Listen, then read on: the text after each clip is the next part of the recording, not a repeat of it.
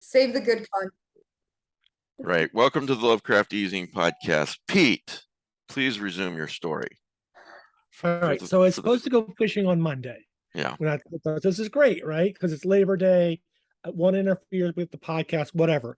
I got a call late last night that they're not going to go fishing on Monday because nobody wants to go fishing on Monday. I don't know why. It's going to be a beautiful day. Blah, blah, blah, blah, blah, blah. Can I go out Sunday morning? Absolutely. I can go out Sunday morning. Only gonna go out from 8 to noon. Only takes half an hour to fillet fish. I'll be back by 1:15. Blah blah blah blah blah blah. Yeah, the best laid plans of mice and men. It never works. At Gwendolyn's like laughing at me, like it's always nice hearing about the problems of rich people. That's why I want to. You're not rich. Sorry, I got to get that in every once in a while because anyway, that's what Pulver always said. Fishing ran late because we were doing so well. We didn't get back till 12:30. The fish didn't get filleted to 1:15, and I'm eating my lunch now. Yeah, but yet you're still on time pretty much. Yes, except so that's pretty good actually. So, and my hair's not done, and I haven't done my makeup. And I get it. It. Hey, Gwen. Give me a few minutes. You have that? Love it. Yeah, I love Edward Gorey. Love it. Yeah. You got this too, Pete? Okay, so I had that's. Wait a minute. For those who are just listening later, it's my Dracula edition I got for Christmas with Edward Gorey illustrations. Thank you. Right. Yeah. So that's the reprint, which has the beautiful boards decorated. Mm-hmm. The original, which I have in a box someplace, is signed by Edward Gorey. Still have my address, right? No. You don't? I'm not moving. No. Jealous. Yeah, I admit it. I'm jealous. Because the reprint's nice enough. The reprint is gorgeous. In fact, for Christmas, I bought a whole bunch of people in my local area copies of that to give to them. Because I thought it's been out of print for years. Thanks, Pete. Mm-hmm.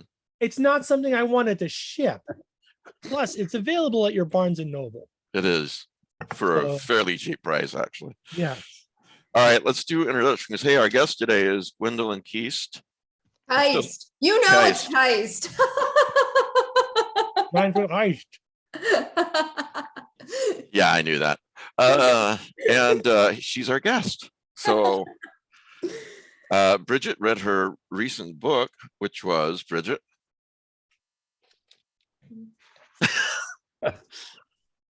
Well, Reluctant Immortals. We're so professional. Yeah, I know that. I just thought you were going to say it. She does have her cat ears on though. All right. What? John. Oh. No, things are glitching out, so I didn't hear what you said. Oh, okay. Reluctant Immortals. Yeah. John Langan is here. That's what you do when you're a panelist at this podcast. Drink lots of fluids. It'll show up at the last minute. Yeah. Wait till the recording is going, maybe half an hour in, then show up and be like, "Hey, everybody, what's going on?"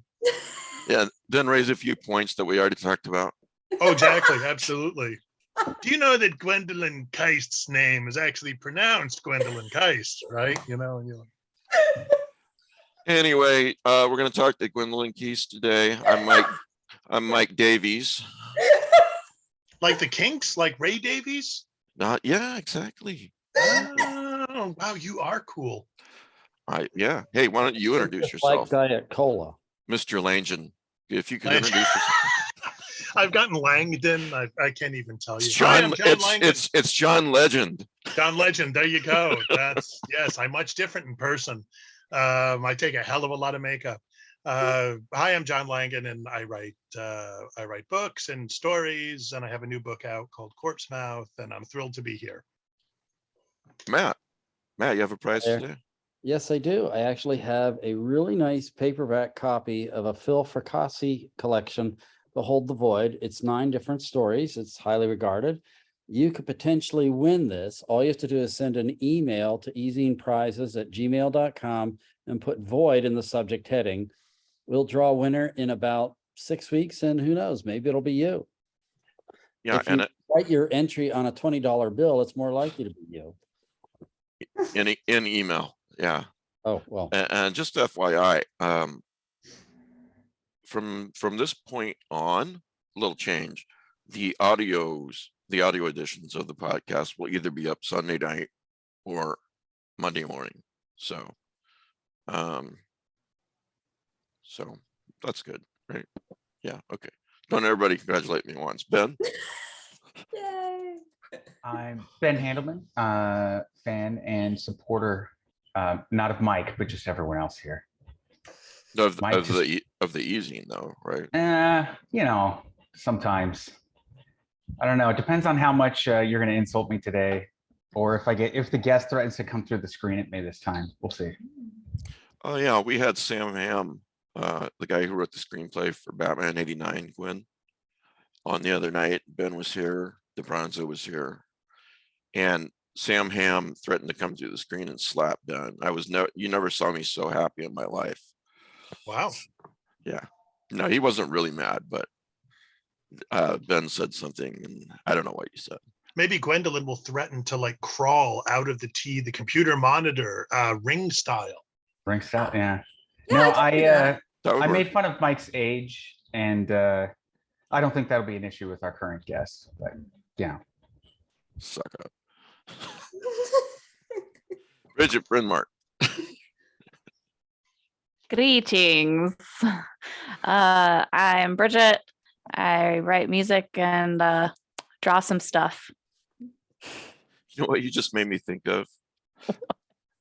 I just rewatched that monster movie episode of Supernatural in the 4th season, where they do a black and white, and it's like all the old monsters, Dracula, the Mummy, the Wolfman. If you haven't seen it, it's hilarious. You don't really need to know much about Supernatural, but everybody's turning off their monitors. Hey, Pete.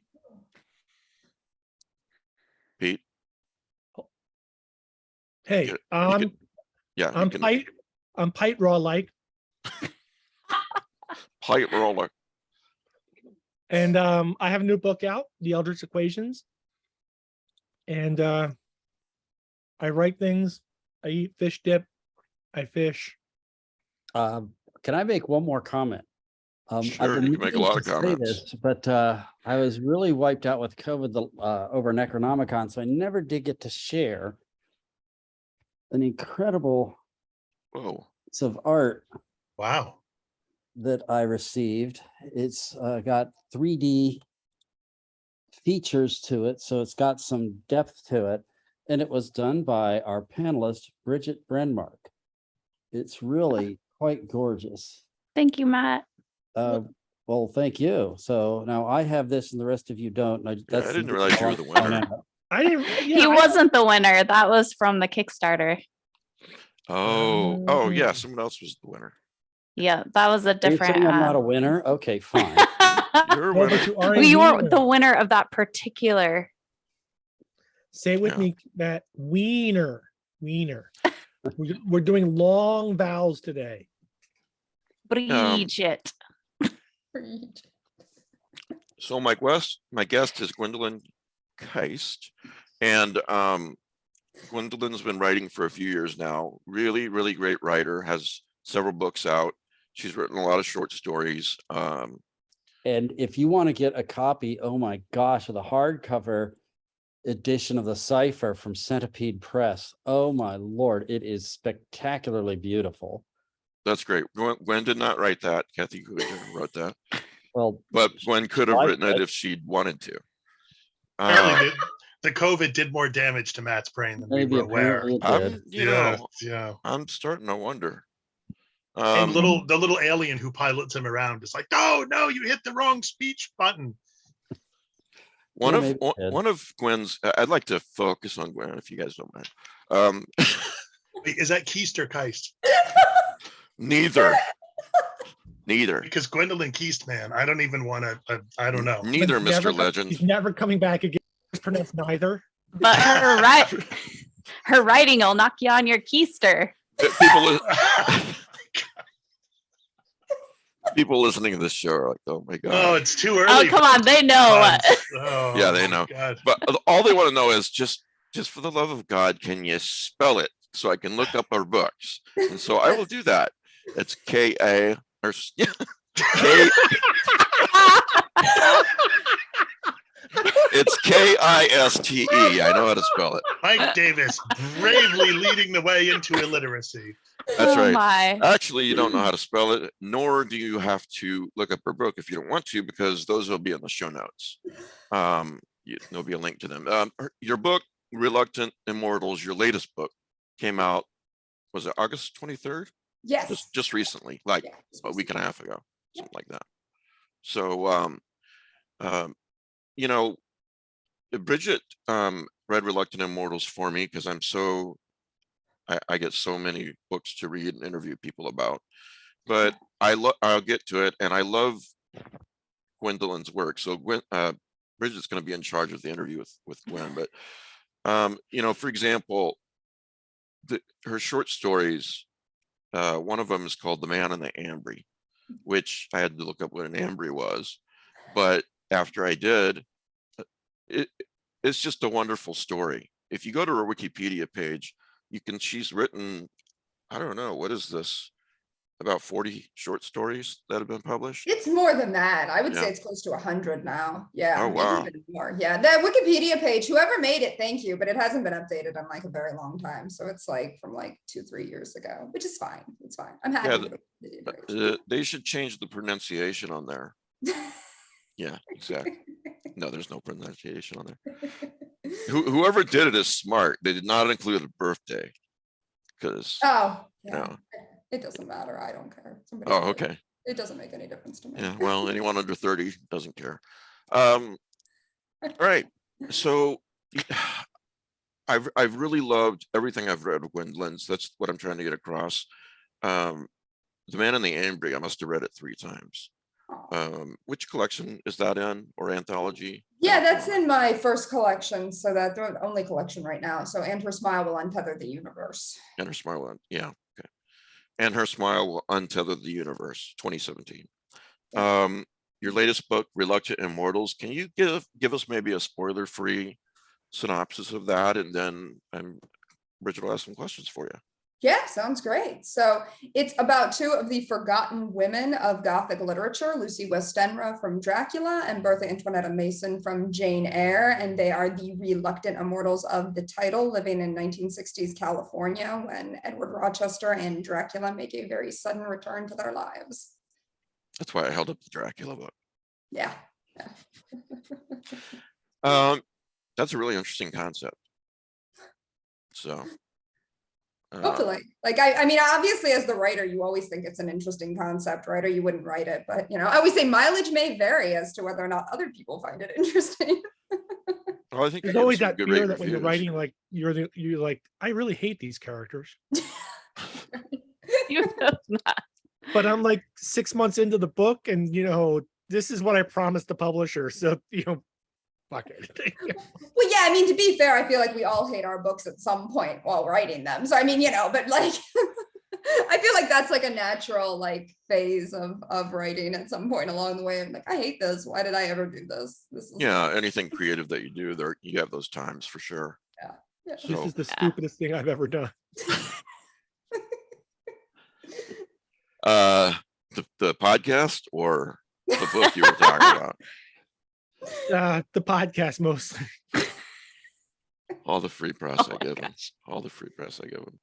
Go ahead, Bridget. I'm sorry. They have to put up with these men here. All right. No, it's all good. You know, we got to get the giggles out. Yeah. So you like the book, presumably. Oh, now, Are you glitching again? yes. Sorry, Okay. things keep freezing up. Oh, no problem.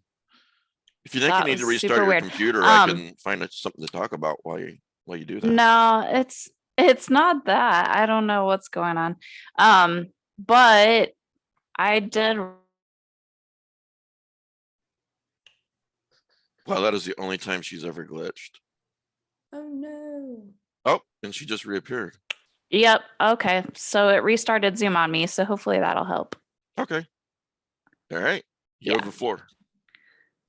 Yeah, yes, it's definitely saying it's my connection, but unfortunately there's not really anything I can do about it because I have super fast internet. It's just being weird today, so apologies. Hmm. Presumably it'll be doing that to everybody then. Yeah, I Is it don't doing know. it to you too? Is that what you No. said, Pete? No, I said that she doesn't have super fast internet, just more men have lied to her. Okay, All right, they well- lied to me. That was awkward. While we have you,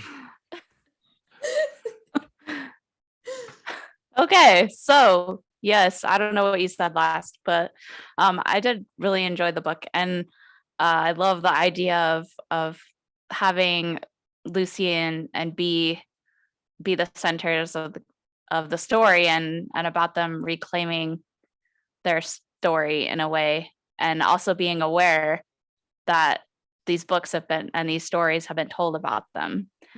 But I wonder how you came to that premise. Yeah, so I'm obviously a fan of Gothic literature. I'm obviously a fan of horror. I'm a horror writer. So, and I feel like Dracula is just kind of one of those stories so many of us come to very young. I mean, whether or not even people who aren't horror fans tend to know of Dracula. It's such like a well-known character. And so really, I knew of Dracula from the time I was very young, and I always was like, I don't think it's fair what happened to Lucy. Like, I was always very upset, even as a little kid. I'm like, it's not fair. Lucy deserved better. And then when I was a little bit older, I saw the film version, the Joan Fontaine Orson Welles version of Jane Eyre.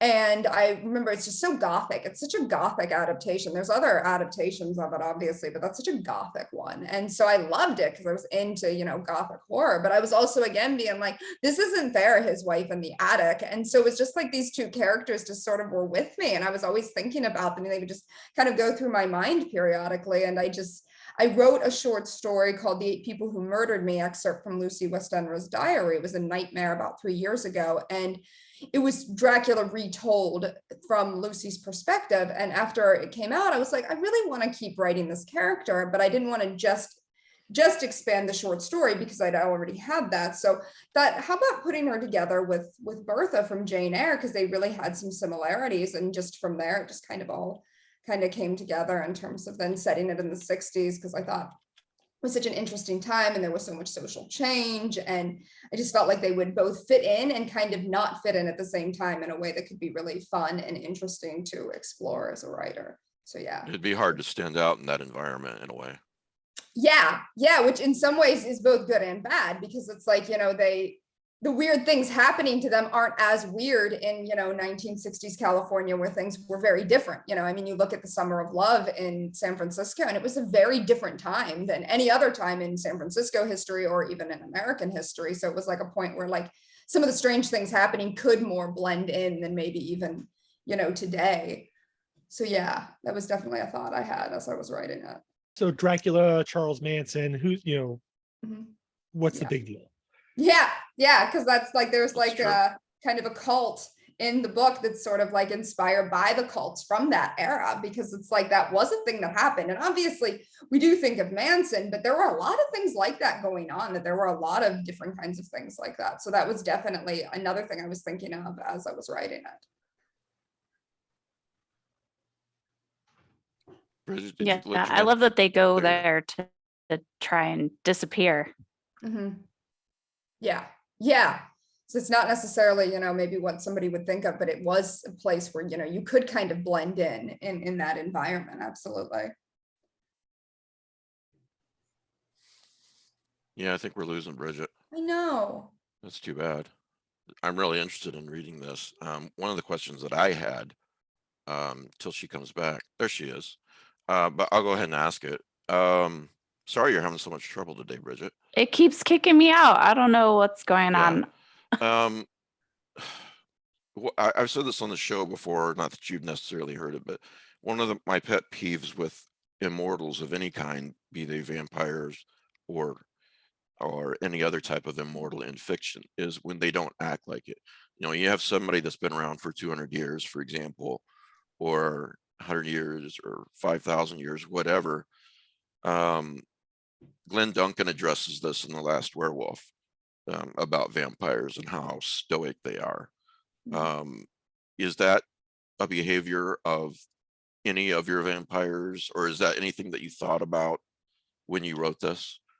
You know, with Lucy and B, because Bertha in my book goes by the name B, you know, they've been really withdrawn. They've very much, you know, they've really withdrawn from the world because of everything that's happened to them, and they're traumatized, and they want to sort of be out of the world in a lot of ways. So it's a much more isolated feeling. And one of the things for them, because one of the things I feel like, you know, could also happen if you're immortal, is you would fall behind the times maybe quicker than other people. You kind of set in your ways, and like then the ways keep changing, because obviously, you know, every decade is different, you know, in culture and in technology. And so that's one of the things that they're kind of struggling with. And also money.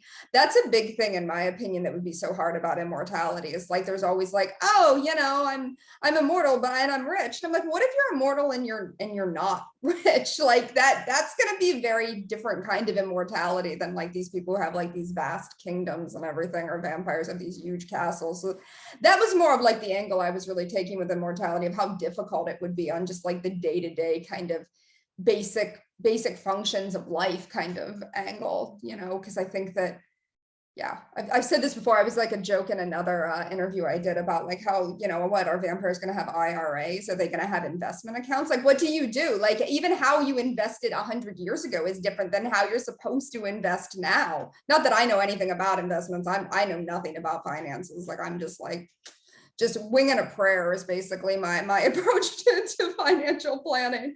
But it's like, I think it would be really hard to have to figure that out, and to have to live that long to be like, oh, I can't ever retire because I have to keep on living. So that just seems like really scary to me. Cordelia, an angel in the first season, she sarcastically says, okay, mister, I've been around for 250 years and never developed an investment portfolio, you know. This even comes up in the original Dracula novel. Doesn't he go and like get a bunch of treasure or something to pay at one scene in it? So he even like there's the concept of like they're not of the current world. They can't fathom how things have changed, and so it's like, oh, I need to pay you. Like here's some ancient coins.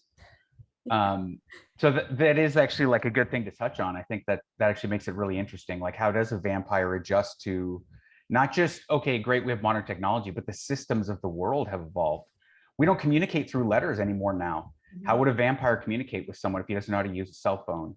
Kind of addressed a little bit also in Interview with a Vampire. Yeah. Where I think it's Armand says, been a long time, Armand says that he wants Louis to be his connection to this age.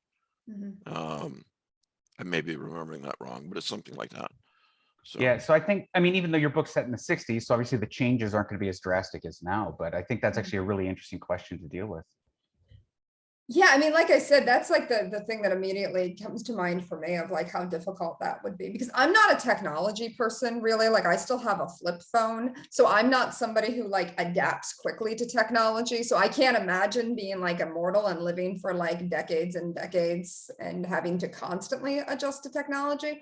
Also, not all technology lasts, right? Like, think about 8-tracks. What if a vampire's like, listen, I'm going to really try to update my music collection, and then they got 8 tracks, and then they're like, look, this technology damn thing it is not consistent.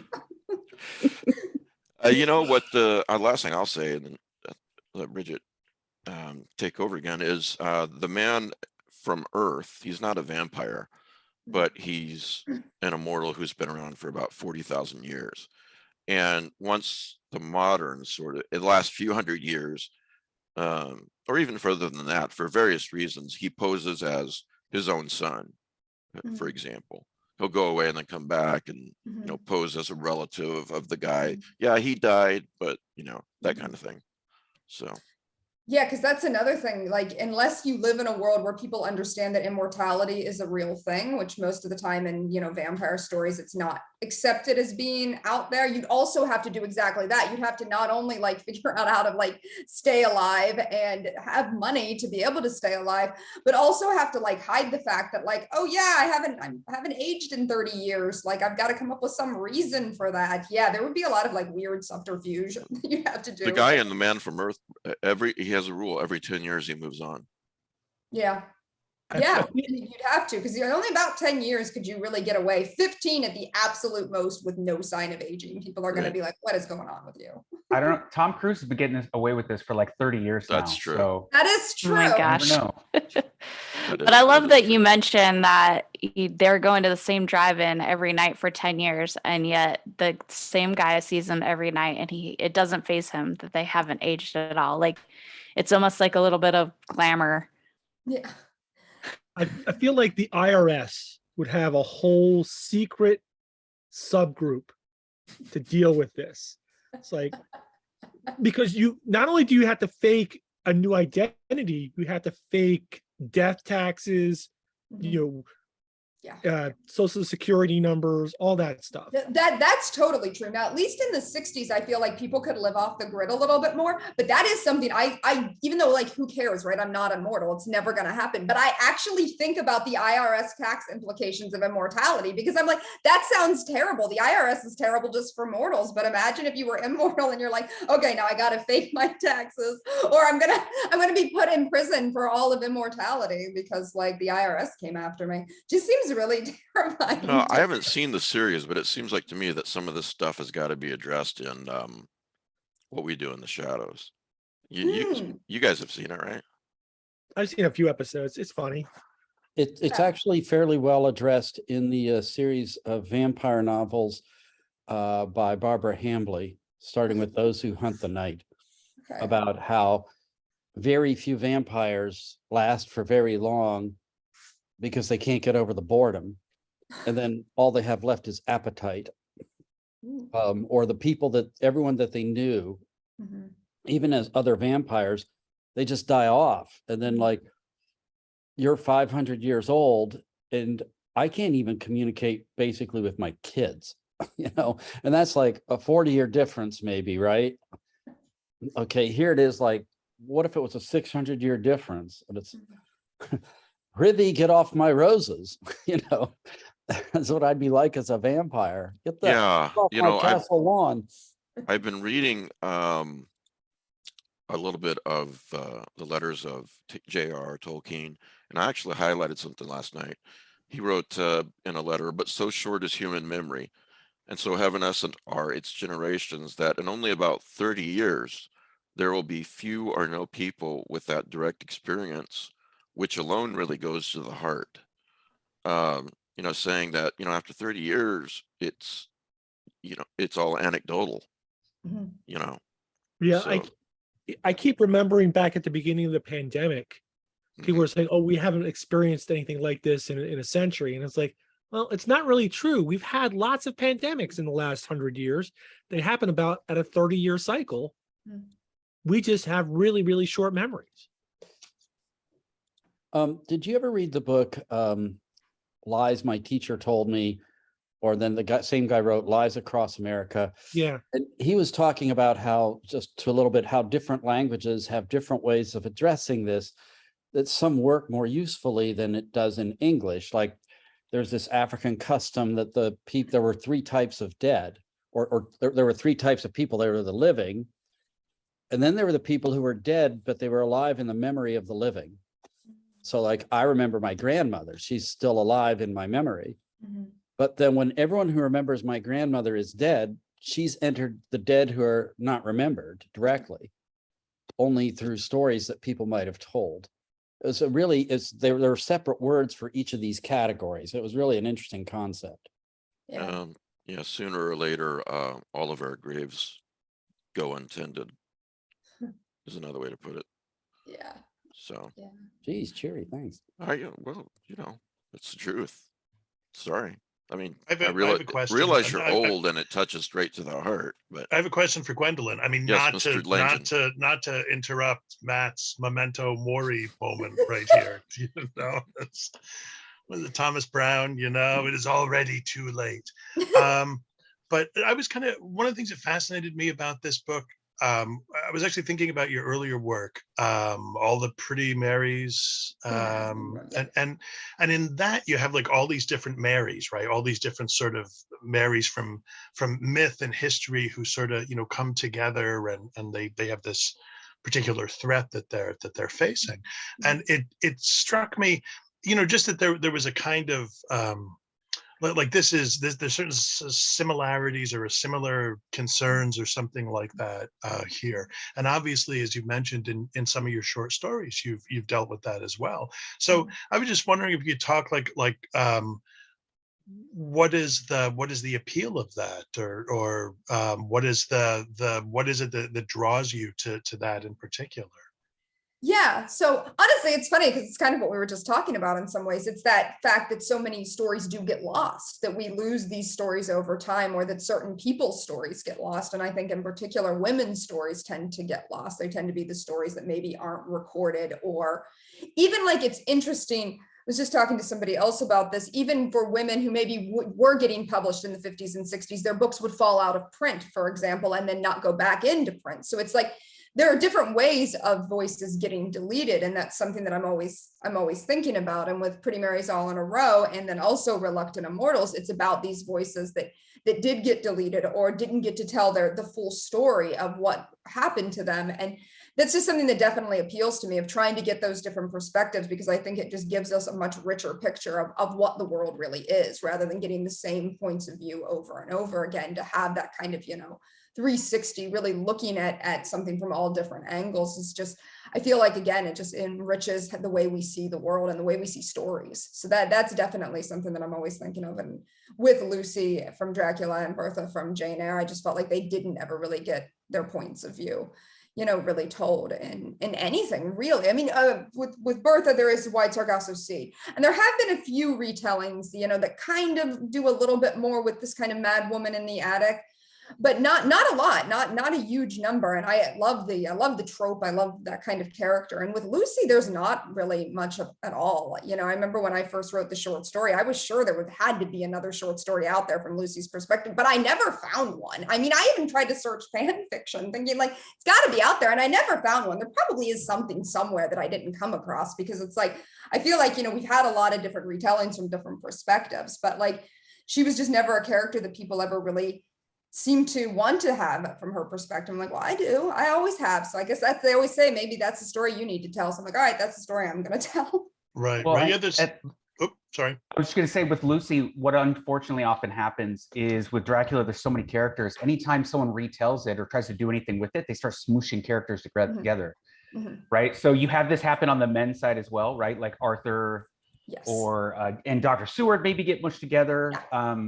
But Quincy, on the women's side, Quincy and Seward and Arthur, all like, there are times that there's just one, and I'm like, that's definitely not the from the book. But yeah, I want to say Quincy's only in maybe one or two of the films, for example, and there's been hundreds of films. Mm-hmm. But with the women, Lucy either gets smooshed into Mina, and it becomes Mina Westerna, or what ends up happening is they have Lucy there and they give her some of Mina's qualities, and maybe Mina's the one that dies off. I think I'm going to say this happened in a couple of the bigger film ones, but again, it's not really the Lucy character you're referring to.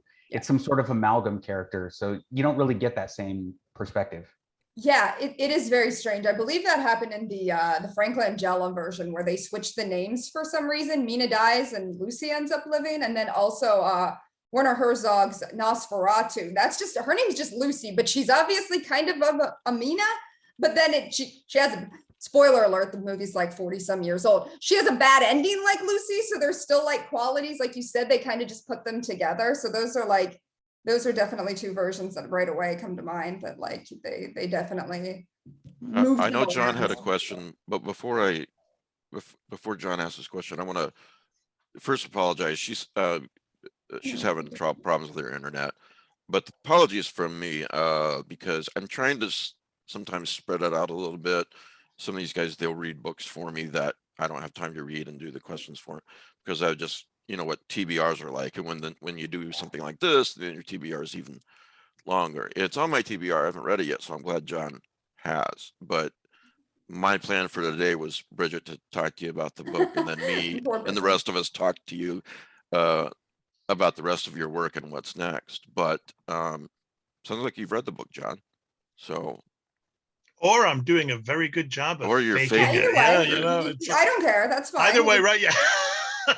No, but seriously, there's a kind of fascinating parallel, I guess. Like one of the neat things I feel like when you bring these different characters together is that then I'm like, oh yeah, well, Bertha is shut up in the attic and ultimately Lucy gets shut up in the grave, that they're both, that's what happens to them in both their texts.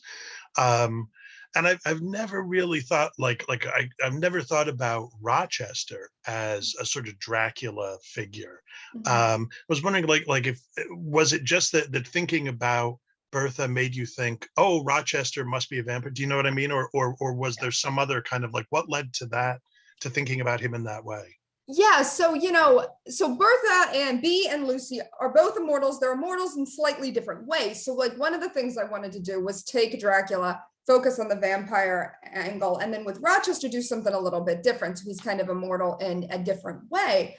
But I do think that there's a lot of parallels between Dracula and Rochester. Both of them have been romanticized over the years, even though both of them are very predatory in the original text in different ways. Obviously, Dracula is kind of a more traditional predator, traditional villain than Edward Rochester is. But, locking your wife up in the attic is definitely, that's definitely villainous from the perspective of the woman locked up in the attic.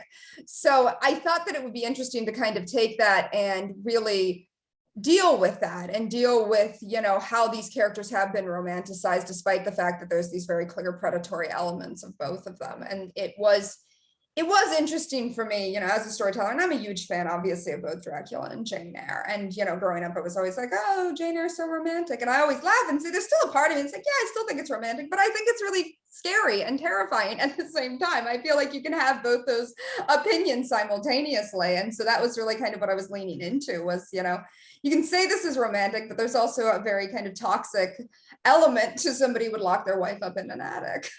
Slightly. Right. Pete, I'm sorry, is this hitting a little close to home? Or Well, I'm just thinking about you my mentioned you've been first wife. divorced several times, so Yeah. But, okay, if that's yeah. the reason.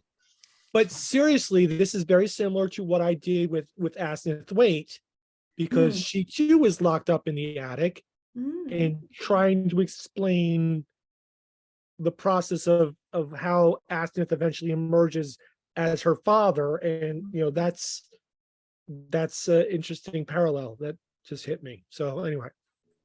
Yeah. There's something interesting though. I mean, just to not to obsess over Jane Eyre or but like, I mean, Rochester in that novel he's only acceptable after he's been mutilated. After he's lost everything in the fire, which obviously includes poor Bertha, but he's also blind and he's missing an arm, and I don't know, there's but that's what he's broken or something like that. I don't know what the right way to put it is. Dracula's never, you can't domesticate Dracula, you can only kill him. That's interesting. But Rochester, you can, as long as you just lose a limb and all that kind of stuff, then you're good. That reduces his power. Yeah, I always found that to be so interesting about Jane Eyre as well, that it was like she didn't get her happy ending until she went off on her own. She got her own money. She made her own life. Then she comes back and he's just like, his life has completely imploded, and like literally even the house imploded, in this fire.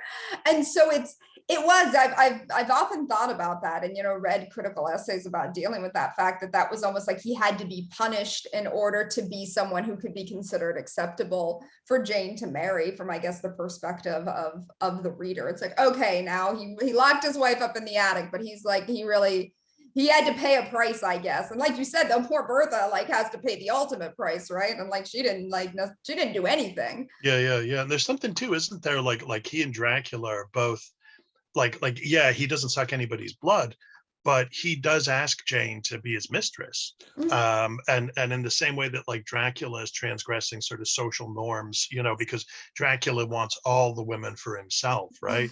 In a way, so does Rochester. I mean, not that there's a lot of women in Jane Eyre, but he wants Bertha, and he wants Jane as well. Yeah. And he tempts Jane in the same way that, say, like Lucy is presented as being tempted and succumbing to temptation. Yeah.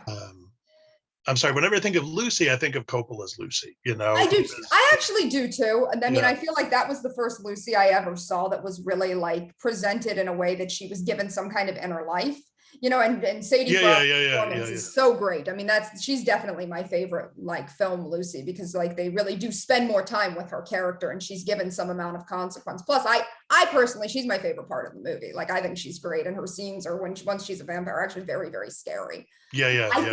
I think scarier than Gary Oldman as Dracula. I'm not a big Gary Oldman as Dracula fan. I know a lot of people, he's like their favorite, but I'm like, no, he's not. It was all right. I mean, I'm okay with them, but I agree with you actually that the scenes of her, and I mean, it's Coppola to his visual sensibility, right? Yeah. Not to get endlessly sidetracked, but I mean, with, you know, the bloofer lady with the white dress, and, you know, come and let me kiss you with my red lips. You know, I mean, she's she's something. But she also, it seems to me too that in that movie, like one of the things that happens with Lucy, maybe I don't know if it happens in the book too, but she becomes this kind of locus of sexuality too. You know, she's what Rochester is tempting Jane to become. Yes. Right. And Lucy is she's the sexy girl. She's the party girl. She's, I mean, I think Coppola, you know, Winona Ryder is not the sexy, fun party girl. You know, she's very demure and it's, this is getting us way off the track. I'm sorry, but that's what we do here. I actually absolutely agree with it, because I do think that that's kind of the thing. And actually in Jane Eyre, we don't get a lot about Bertha, but the little bit we get, we do know that she was a socialite, and a lot of people like flocked around her the same way that all the suitors flock around Lucy. So their actual backstories are very, very similar. They both were women who did come from some wealth, who were very social, who were, you know, a lot of people did desire. And then it does feel like throughout the course of the stories, you know, they're both killed. And in some ways, is it that transgression of, you were such a party girl, you were so social, you were desirable. And that is something that, you know, I was definitely thinking about when I was writing the book. Absolutely.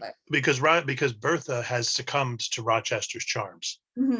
Whatever has driven her insane, whether she is syphilis or something else, she's succumbed to his charms already, in the same way that Lucy succumbs to Dracula's charms.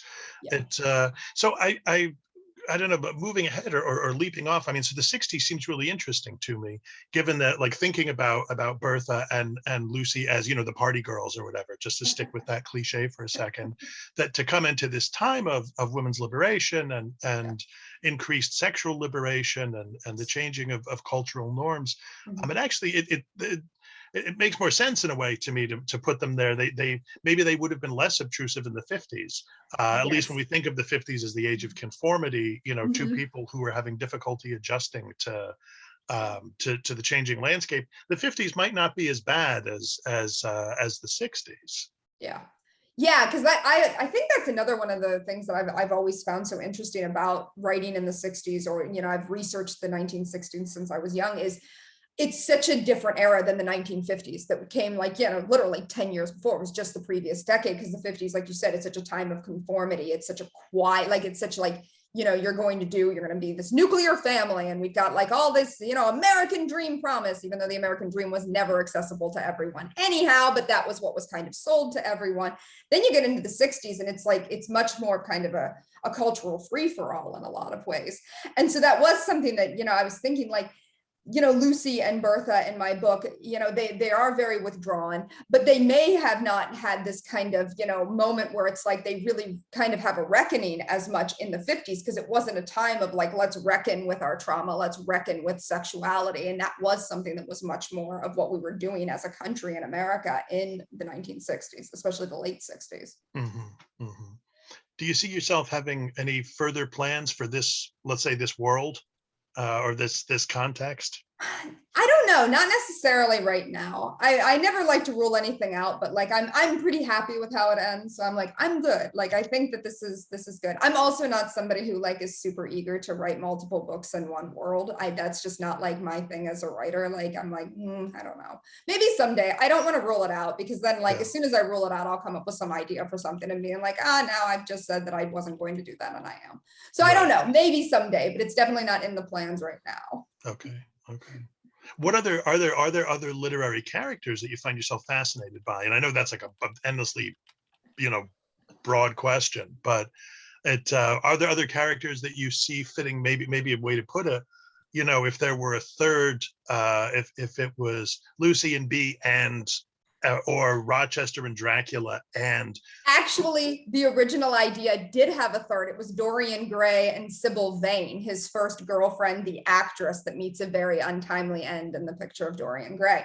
So originally it was going to be all three. And then I talked to my editor and like, we definitely agreed. It would have had to be a much bigger novel. And I love horror novels that are about like 80,000 words. That's like what I like to read. That's what I like to write. And it would have had to be like a much bigger story. And I'm like, I'm good. I can break them off and do something with them independently. But yeah, so I think that Dorian Gray's kind of got that same Gothic literature, toxic, probably even more toxic in a lot of ways than even Rochester, right? I mean, Rochester kept his wife in the attic. Dorian keeps this portrait, you know, of all of his transgressions in the attic. Right. These attics in Gothic literature, they get a lot of use. Like you really, you know, they need basements, they need like storage facilities. There must have been, it's funny, right? There must have been some change in like architecture that made attics, like the idea of housing someone in an attic, like sort of practical, like, you know, there's enough space and it's livable. But it gets so hot in the summer. Well, that's the thing, right? Is they couldn't have like lots of holes in it, or else the person would escape, right? They would just climb out of the thatch roof or whatever, and off they go. Who built this with straw? Oh. Well, many people have been looking forward to this episode, but one of them is my mother, a lady in her mid-70s who loves vampires. So, and I share my Audible credits for her, and if she wants a book, I get it for her and everything. So I'm gonna get this one for her because she's gonna love listening to it. So there you go, Mom. So Gwendolyn, what about like this? Actually, Mike's remark makes me think, like, are there other vampire novels that, aside from Dracula, where you think, oh yeah, that maybe I don't know, you like it, or you think they got it right, or you think, you know, more people should know about this, or they got it wrong. Yeah. Let's lift people up, Mike. Well, I mean, like, let past dead authors, I was thinking. Yeah, maybe not live authors, just to be mean. You know, I actually am somebody that I'm very open to different interpretations to begin with. Like, you know, even if it's something maybe I'm not personally a fan of, I just feel like I love vampires the same way I love folklore, and that I feel like, you know, we're all building on this mythology in real time. You know, I love fairy tale retellings for the same reason that I feel like we all get to build on it in our own way as storytellers. And so I definitely don't have anything that comes to mind that I'm like, that's the worst. Like, I'm like, whatever. Like, I'm not a fan of Twilight, but there are people who literally came to vampire fiction when they were young through Twilight and now read other vampire fiction. So if you're like, and read books, Twilight, if they came to reading books because of that, how can you say that's a bad thing? Yeah, and so it's like, I've never read Twilight. I did watch the movies, but with like the riff tracks from the guys from Mystery Science Theater 3000, which was actually a really entertaining way to watch. That exists? Oh, I know what I'm doing. It does. You have to like time it, like you have to like play it on something else and time it together. I haven't seen the movies, so this is going to be great. Yeah, so that's how I watched them, and it was very entertaining. But like, I always have been somebody like, you know, don't like you said, some people, especially when they were young, came to reading through like Twilight, and so it's like, and I've known multiple people that, you know, that was the first thing they read, and now they read all kinds of vampire fiction. So even things that maybe I'm like, this isn't for me, you know, I think it can open people up to different types of, you know. Yes, Sam Hamm, like I said, he wrote the Batman '89 screenplay. Joe Quinones, who's a comic book artist, and Ben and Mike DeBronzo and me were talking about this the other night. You know, versions of Batman. You know, people get pissed because, oh, that Batman that's just on the latest Batman, that's not really Batman, or that's not my Batman, or whatever. Mm-hmm. And, you know, we both agreed that every Batman is valid. It's just a different interpretation. Mm-hmm. You know, my first Batman was Batman 66, but as an adult, I don't really care for Batman 66, but he got me hooked on Batman, you know. Yeah. So it's different interpretations. I'm very open to them as well. Running with John Langan's the session with the attic, I'm going to bring up. You can't let go of that. Whitley Strieber's The Hunger. Yeah. With all her former lovers. Oh, that's right. Yeah. In the attic, wasting away. Yeah, that's a very creepy visual. Yeah, which I will also now, as I'm talking about, the same kind of scene is in The Ritual. Okay. Yes, Adam Neville's. Yeah. Sure. The sacrifices are in the church as sort of dried out husks, Yeah. but they're Yeah. still alive. Hmm. Yeah, is I'm the just- hunger, I never read it, but I remember browsing in a half-price bookstore. And there was a vampire novel where there were basically two types of vampires.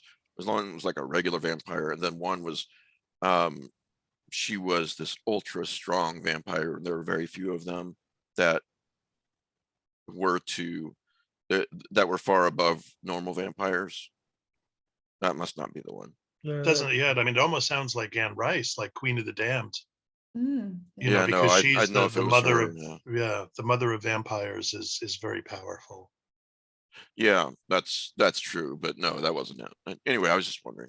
He you know, despite his outlook on reality, he's a good writer, Strieber. You know, I don't know that much about him, and I haven't read The Hunger. I've seen the movie. So that's the version of it I know. So I don't really know how accurate that is. It definitely has the attic with all the abandoned lovers, though, because like, I mean, does anybody care if I do spoilers? Because like David Bowie in there, No, you know, and so it's like Go that's for like it. because I feel like that was one of the main reasons I watched The Hungers, because I'm a big David Bowie fan. So I was like, yeah, so that's like the creepy attic of former lovers. Yeah, I'd never actually thought about the connection to Jane Eyre and how that's exactly the same type of thing as what Rochester did, only with a whole bunch, right? Yeah. Like it's just a ton of them. Like that's really interesting. I never thought of that connection, but it's very, very much the same type of thing. So that's you know, really I'm thinking back to Dave Hartwell's book, which is the Foundations of Fear, where he creates this kind of theory behind horror literature as using a house as a metaphor. Mhm. And I need to look at this more in detail. This is yeah. Anyway, I'm doing this thing with my kid called a moviecation, and you know she's on a horror kick right now, and she wanted to watch Killer Clowns from Outer Space, and it's like, absolutely, I will show you Killer Clowns from Outer Space, but you have to watch The Blob first, because the whole first 30 minutes of Killer Clowns is just a rewrite of The Blob. I've only ever And- seen Killer Clowns one time, and I don't remember it that well. I just remember it's very silly in a fun way. Like definitely, yeah, that's it's a not good insulting. horror comedy. Yeah. which But means she wanted to watch Pete's it. watched it 100 times. I own it, and I own a movie poster signed by all the Chiodo brothers. But anyway, yes, you know, because why not? But I'm anyway, not judging you. I am judging you, but I'm not judging. Silently judging you. Yeah, not so silently. Yeah. There is a lot to be said for how much that, you know, we do in every genre, but in horror in particular, this interesting recycling of tropes. And a lot of times that's used against horror, like it's this bad thing, but I don't think it has to be, because I mean, I think the point you just made about how The Hunger uses the same type of, you know, person in the attic trope, those are two, nobody's going to say, oh, Hunger is just a ripoff of Jane Eyre. No one's ever going to say that. You know, they're completely different stories, but they're using similar tropes to, you know, explore different things. So I love that about horror, because again, I just feel like we're all building on this kind of storytelling, you know, in our own ways, and kind of borrowing things, but in a way that like we reinvent it so much, or at least hopefully we do, right? Like that's our hope as writers, right? That we're reinventing it enough and it's not just, you know, regurgitating it. But I think that that's like such a cool thing about horror, because there are a lot of recognizable tropes, even to people who aren't horror fans. Like I said, most people know of Dracula, or at least a vampire, even if they're like, I hate horror. It's like there tends to still be knowledge of horror tropes anyway. So I love that about the genre. I feel like there's such a familiarity to it, you know, throughout culture. I think that there's a language to horror that you have to start with the classics, and then it builds, and you can skip. Absolutely. You can skip right to Cabin in the Woods. Okay. Cabin in the Woods is a good movie. But if you have watched Hellraiser and The Ring and this and that, there's more richness to it. And so, you wouldn't get most of the jokes or the references. And I think the same thing exists for Jane Eyre or Wuthering Heights, Turn of the Screw, Mhm. The Lottery. Yes. Yes. If you don't have the basic language of horror, you miss a lot. Yeah, yeah. And I also think that that can be true even with storytellers, that if you have somebody that you can tell maybe isn't as into horror, and then they, write something, like sometimes if they don't come with that, sometimes there's a little bit lack of richness, like my husband loves watching every kind of horror movie. And sometimes we'll be watching something, I just feel sometimes they're made by people who don't really love horror, and they're just doing it because, oh, this is like something that I can quickly make money off of. And it like, I like how you said it lacks that richness. And I'm like, I'm like, I don't like this, and I couldn't even put my finger on it, but I think that that's a very big possibility as to what I'm feeling, is that it lacks that understanding of these tropes. It's like, oh, it's a trope, so I'll use it. But when you understand where it's coming from and kind of how it can operate, or you can do something totally different with it. It's always that idea of at least know the rules, then you can break them more, break them better. You can break them in a way that actually makes sense, as opposed to just like, I'm just going to ignore this, but I don't even know why it's there to begin with. So yeah, I really like that.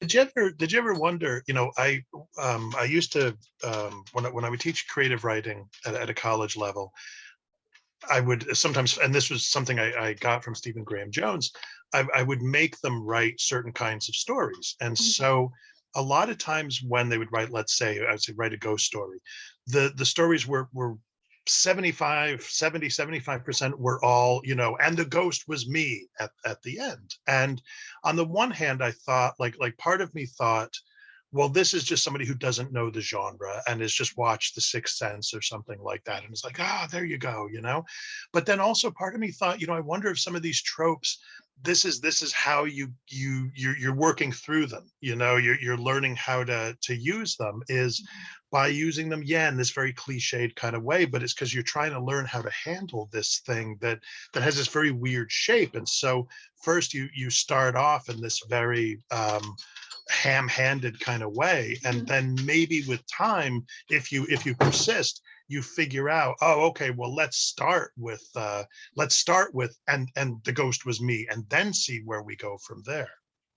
Yeah, I think that's very true. And I think I definitely feel like that as a writer. And I've talked to other writers that very much say, our early stuff was just so, very much like you said, like it's kind of predictable. It's not, you have to build on that. I like that idea of like, you kind of start, most people do not start right out of the gate, the very first story they ever write, whether it be a novel or a short story, that it's like so incredibly original, right? It's you are trying to figure out, what are these tropes? What are these kind of storytelling devices, and how can I use them? And usually the first couple times you use them, it's like, what, riding a bike, you're going to fall off a bunch of times first, right?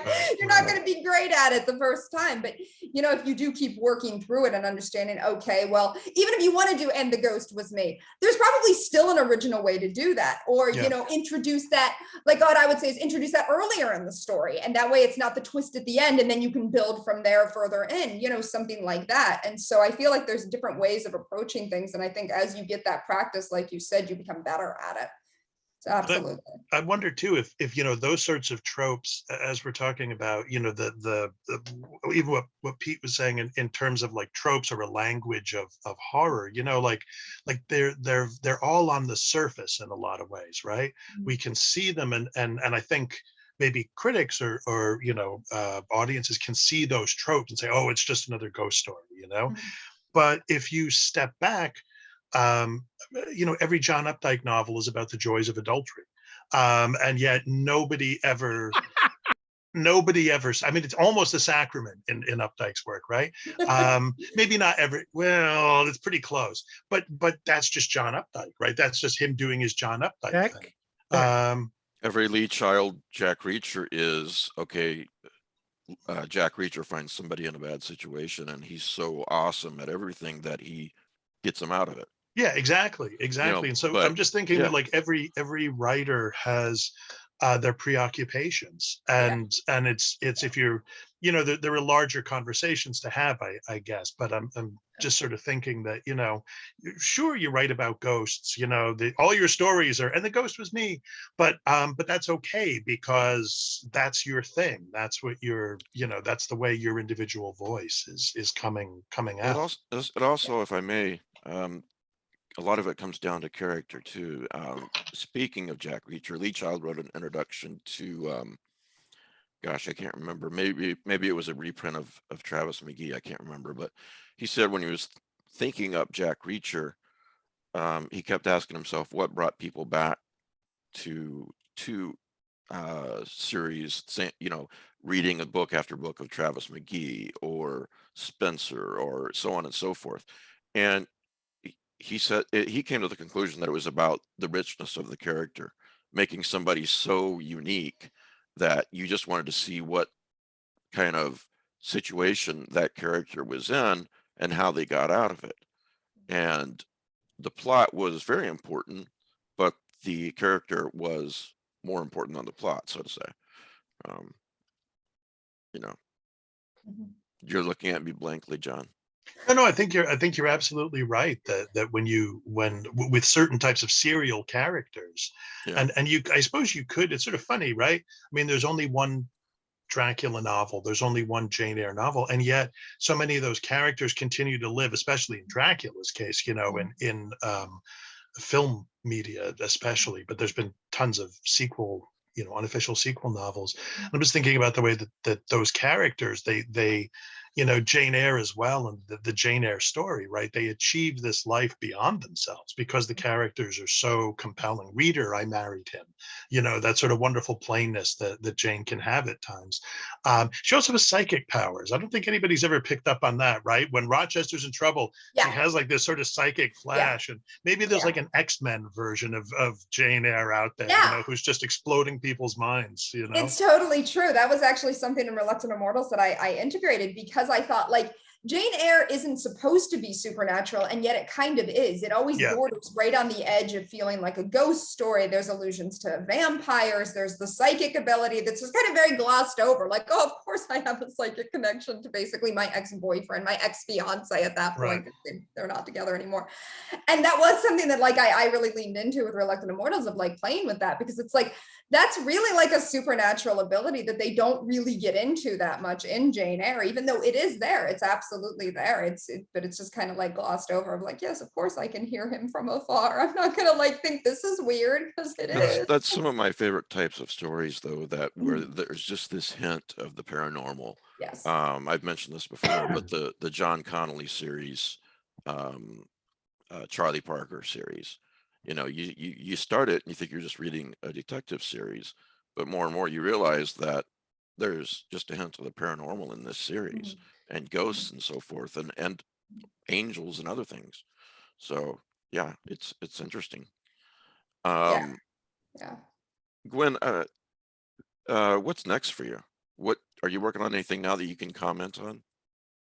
You know, my next novel is over to my editor. It's a haunted house. It's like actually a whole haunted neighborhood, that these three girls escaped this haunted neighborhood before it became like the whole neighborhood basically became a ghost. And now, like 20 years later, they have to go back and deal with the ghost neighborhood.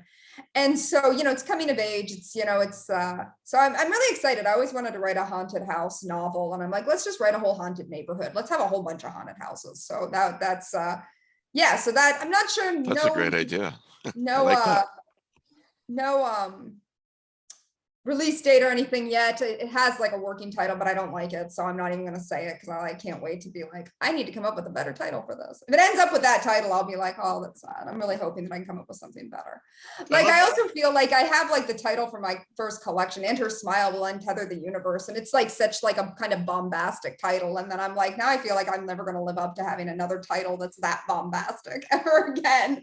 I feel like my first book got the best, weirdest, like most outlandish. Just find something that's one more word than that.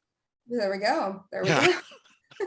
I love the way though that your work takes like it just, I don't know, it sort of smashes all the like, oh, a haunted house, what about a haunted neighborhood? Oh, Dracula and exactly. Lucy, what about Dracula Rochester, Jane Eyre? You know, that there be, you know, like I in the Mary's book, you know, oh, I'll give you one more. And I love that. I love that idea of just this sort of like just kind of smashing all these things together. And it's not like, I say smashing, but that makes it sound forced. It's not. It's more just like a, you know, almost like a college drinking game, you know, where you're like, well, what do these have in common? Well, believe it or not, Let's buddy. find out. Right, let's find out. And I love the way that that happens. And then that generates like this weird ghostly kind of light that lets you see those things in all kinds of new ways. And, you know, in addition to being a compelling story in its own right. So That you totally hit on something probably so fundamental in my personality of being like, you know what, let's take this one step further, shall we? That's Yeah. like, No, you're right, that explains me as a person, but also my writing. I love that so much. okay. see, I get the sense that like a lot of your characters are practically cinematic. And I was just wondering, like, has anyone caught on to that? Or like, have you gotten any offers for something to in a different medium? You It just know, seems to me like that there's this would be such a great idea to have like these two characters in the 60s. You could do this on TV so well. Yeah. you know, there's been some, like nothing I can comment on, but you know, maybe like in general, like I've had, you know, people like contact me about the Rust Mains, nothing's like panned out at this point. It's not like that. I mean, I feel like most people when they talk about this stuff, even once things get optioned, sometimes they don't go anywhere. So I feel like that's a lot of the industry. But you know, definitely there's been some kind of, you know, interest here and there in adapting my work. So hopefully someday, it's like the hope, right? So. I do personally, and feel free to disagree with me because you're the person who wrote them, but John's absolutely correct with what he just said about, you know, haunted house, what about a haunted neighborhood? Let's make it bigger, or let's add this ingredient that you wouldn't have thought of, and so forth. But for example, in your short stories, to the audience, if you haven't read her collection, And Her Smile Will Untether the Universe, I really highly recommend it. And you know, at least several of the stories in there are what I and many others call quiet horror. Mhm. Would you agree with that? Disagree? Yeah, I would agree with that. I feel like that's a fair, it's a fair assessment. Yeah. Which I absolutely love. Mhm. So yeah, folks, if you haven't read that, you definitely should. Were you pretty happy with the way the Audible version came out of Reluctant Immortals? Oh yeah, absolutely. Like I love the narrator. She's great. I think it sounds great. I'm very happy. Like I'm usually pretty easy to please with this stuff anyways. I'm like, yay, I liked the Rust Mains you know, audiobook. I'm happy. I always say I'm just happy to be here. I'm happy to be included. It's all good. I got picked last for volleyball. I know, right? It's like, I'm good. It's nice. Like I still find the whole process of like being a published author to still be exciting. You know, I've been doing this for about 10 years, been published for about 7 or 8. And, you know, just the idea that people are like, oh, okay, let's adapt, you know, let's put this together. Let's get a nice cover on it. And like, you know, let's have all these people working to typeset it, and let's, you know, get somebody on board to narrate it. Like, I just think it's so neat that so many people are just kind of like working together to kind of bring your work as a writer out there. So I just get so excited about that process. I just still think it's like so neat. And I'm always just excited about it. It's like, yay.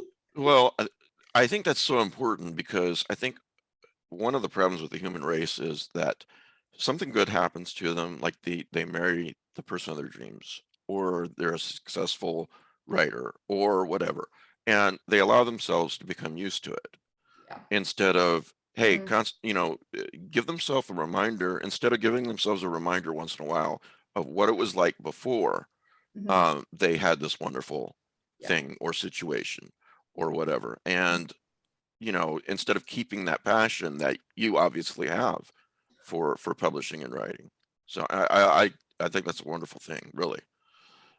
Yeah, I do. I try to be as grateful as possible. I mean, obviously things go wrong, and I never want to take away people being upset about something, especially something, that really has gone wrong. But it's like, I do always try to be like, there's always going to be something that's going to go wrong in life. It's unfortunately just the way life is. Life is chaos a lot of times. But like, I do try to look at it as it's just exciting to have people, that interested in my work to begin with.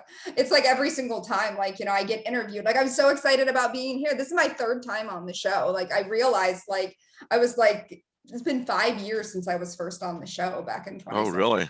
5 years. Like, wow, this is so cool. And I'm coming back on. I'm just so happy to be here. Like, truly, it's just like so exciting to talk to people about my writing, about writing in general, and about horror in general. And I had you on one of the Halloween episodes. Yeah. 1 year, a couple years Yeah, back. I think that was 2020. So yeah, this is my third time. So Yay. Mike, Yes. okay.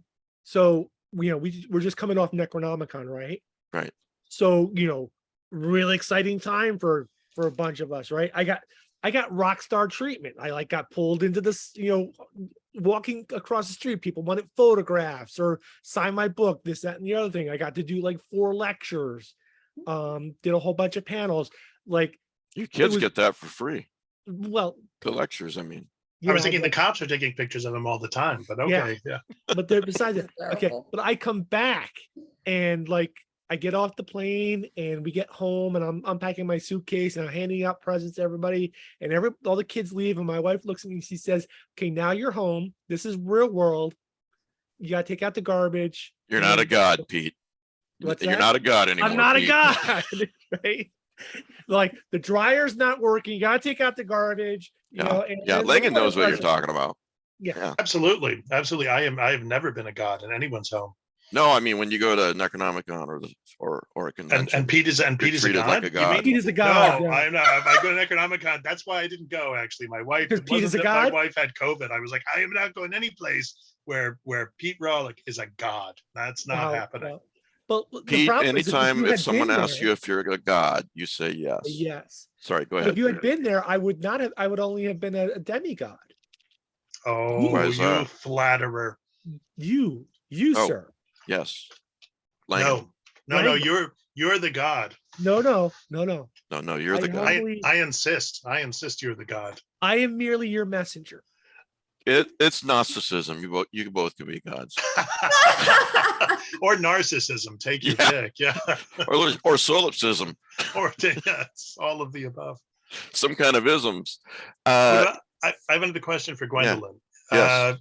Reading wise, what are you reading right now? Is there anything you want to give a shout out to? Yeah, Chromophobia, edited by Sarah Tantlinger, just came out. It's all female anthology themed horror stories around color. So it's like, in the vein of like the Yellow Wallpaper, but more modern authors. So I'm very, very much like that. And then I just finished Unwieldy Creatures by Addie Tsai, which is a biracial queer retelling of Frankenstein. So yeah, I did an event with her because I was so excited. We were both so excited that like I had this like retelling of Dracula. She has a retelling of Frankenstein. So yeah, that's really exciting. Nice. Yeah. Autumn Cthulhu 2, Gwen is my first acceptance. So Excuse me. second, sorry. I believe that, and I like wrote that story like 8 years ago. Don't make the god angry, Davis. For heaven's Sorry. sake, You're right. You're that right. never works out well. Wait, maybe the third. No, I'm kidding. Yeah. So anyway, I mean, she's a natural for that theme, right? Gwendolyn is. So, hey, speaking of that, you and I, a lot of horror fans, but some more than others, you and I included, really share this intense love of the Gothic and of autumn and of fall and so forth. I won't recount it here. If you've got if anyone's got a copy of Autumn Cthulhu 2 out there, how I experienced my first love of it and came to love it isn't in the introduction. But do you have a similar experience, or was it just very, very gradual? How did you first realize, hey, I really love this type of thing? You mean like horror? Horror, but especially like The Gothic like specifically? Gothic and autumn and so forth. Yeah. You know, my parents were married on Halloween, so I feel like it was always like a celebratory time in our Oh, house. wow. And, you Yeah. know, so it was like always just a big, exciting time. And then they were both horror fans. And they both still are. I mean, I say in past tense, they're still out there. My parents are still lurking. in They're the- lurking, right?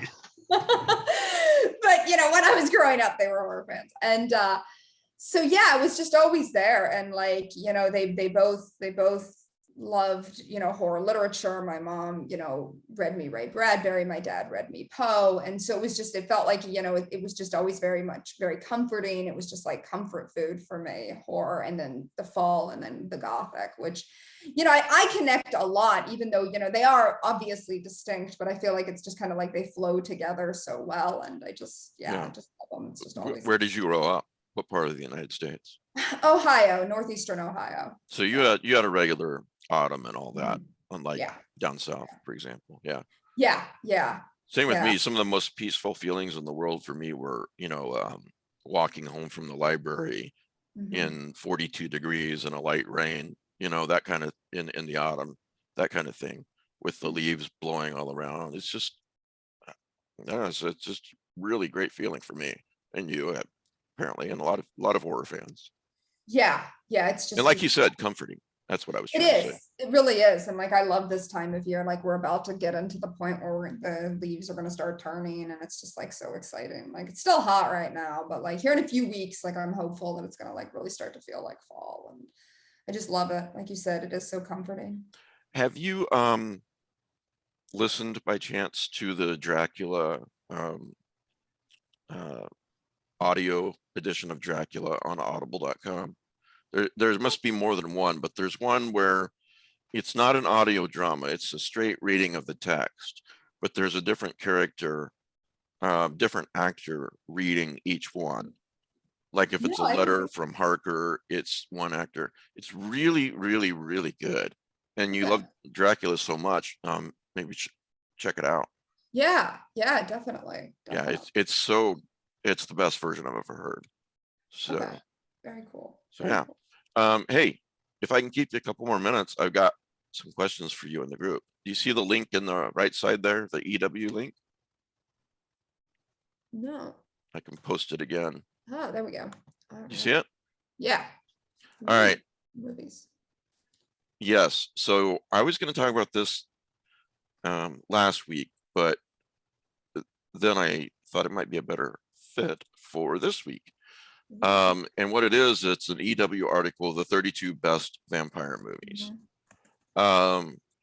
So I wanted to get some comments from all of you guys, Gwen included, on this. But the first thing that strikes me, it's a good list, fairly good list in my eyes. It's all subjective, right?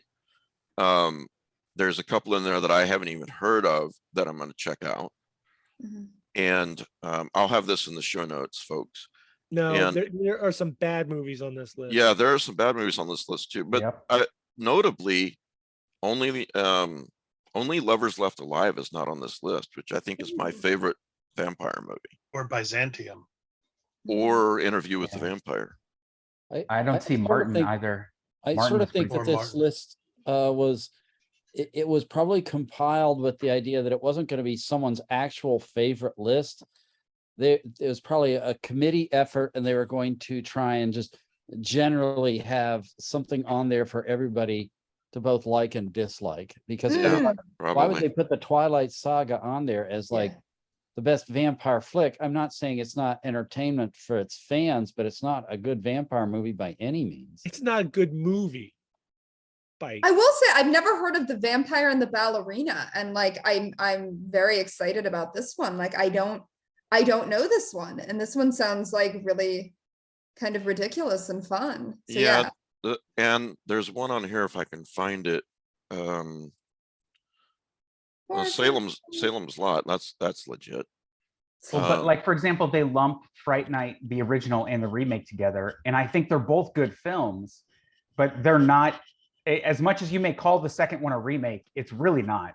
Yeah, I agree. They're And- very different movies. They're very tonally different movies too. Yeah. So it's like, I agree. And I like them both. I actually do enjoy both of them, but I agree. That's kind of hard to lump them together. I like that there's Hammer movies on here though. Horror of Dracula is probably my favorite vampire movie or Dracula movie. I Yeah. love that the satanic rites of Dracula is on here as well. I believe that's the one he gets killed by the hawthorn bush, which is perhaps my favorite Dracula death, that he gets like tangled at the end in the hawthorn tree. I'm pretty sure that's the satanic rites. Well, here's one I hadn't heard of, The Addiction, 1995. A Oh, that's a philosophy, good movie. huh? That's a good movie. Yeah, I like that Different. one a lot, I have to Okay. say.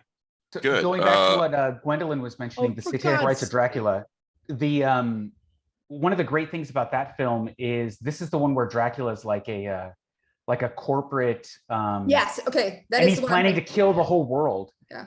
And it's almost like a James Bondy kind of villain thing, but it actually inspired in Japan.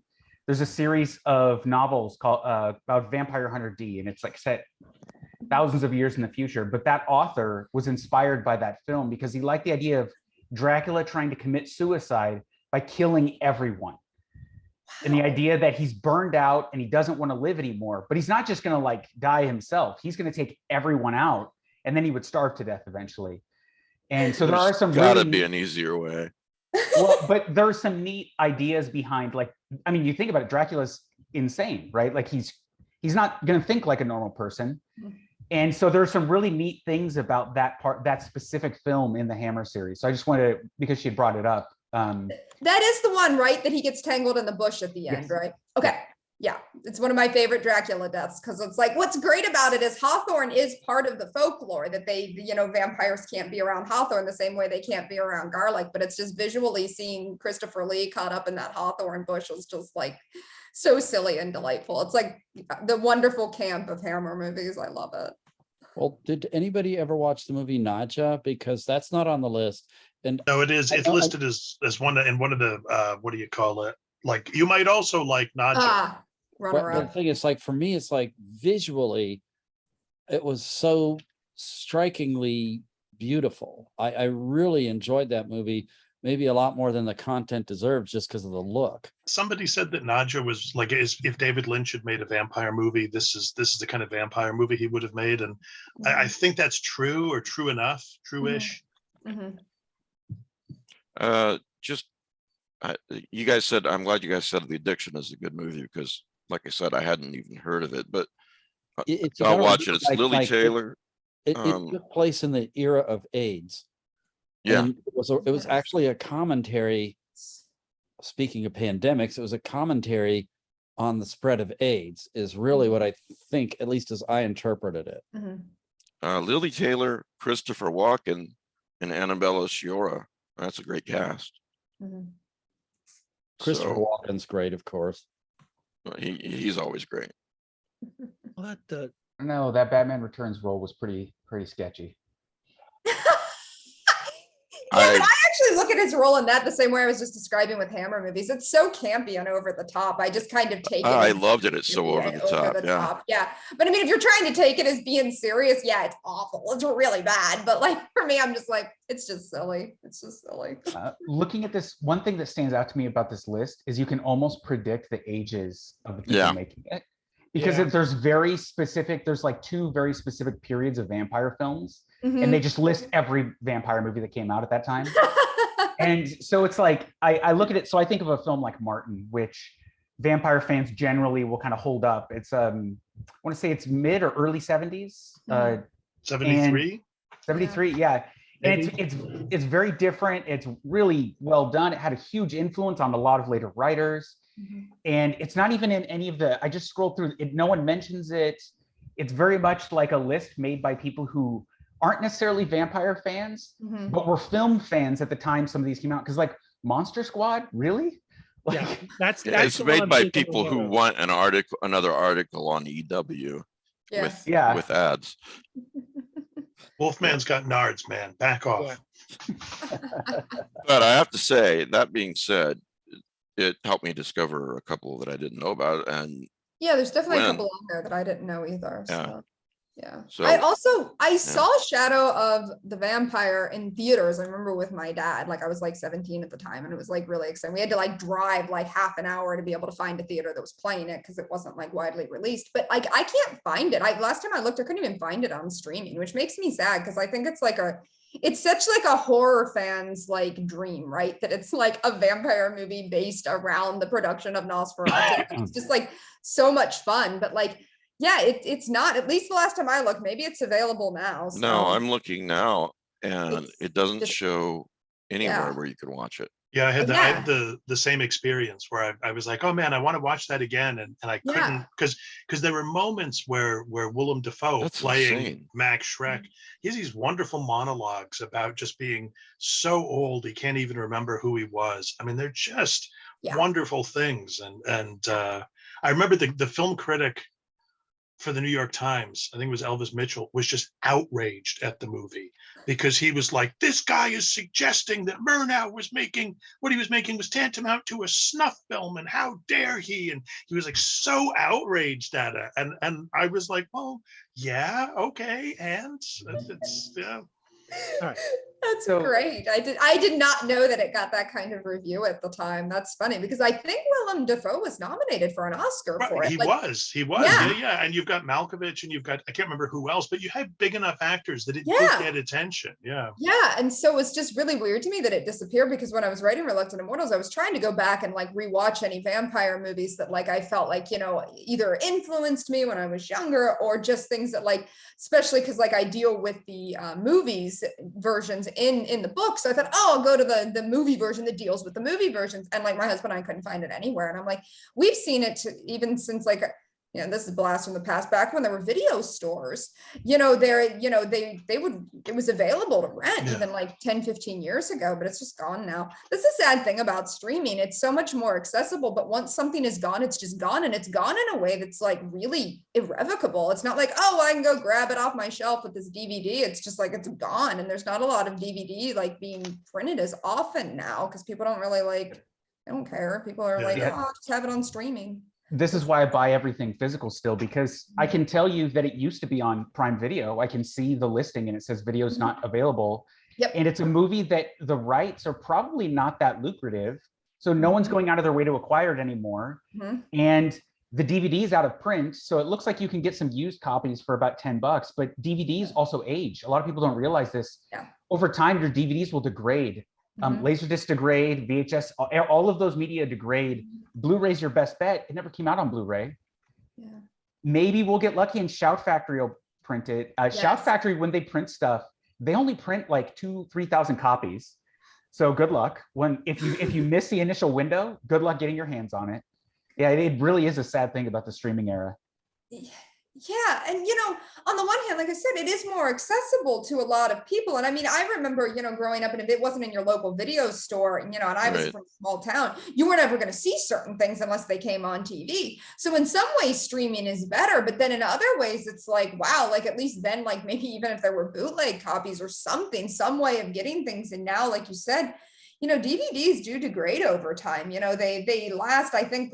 They last longer than I think VHS did. My VHSs growing up, I feel like always got eaten by the VCR. So it's then you have to like re-spool them and hope for the best. But like, I feel like at least we don't have that with DVDs, but at the same time, they do degrade and they won't last forever. And it's scary that we're not like, it worries me that we're not preserving things the way that I think that we maybe should. Like it If you just have any scares- old DVDs, you can look at the disc and you'll see it looks like an old mirror where the mirror slowly pools over time at the bottom and you'll see those black gaps. So if you have Okay. any really old DVDs, like maybe The Matrix from 1998 or something, you'll see it. It's it takes some time, but yeah, I want to say it's about 15 years, I believe, is the average. Those are intended to last. Wow. So longer than VHS. That's great. Yeah. But that means you've probably already owned DVDs and you don't realize some of them are starting to fade. And then if you put them on, you'll notice they look really washed out. Yeah. That's usually how they start to go. Yeah, and it's just scary because we're not really preserving this at all. Like, you know, it's one thing that I'm always happy about actual physical books. Like, you know, if you keep them in okay condition, yes, they'll start to yellow. Yes, the bindings will go over time, but I do feel like, you know, they're going to last a little bit longer than say like a VHS or a DVD. And then obviously streaming, which is just scary. It scares me.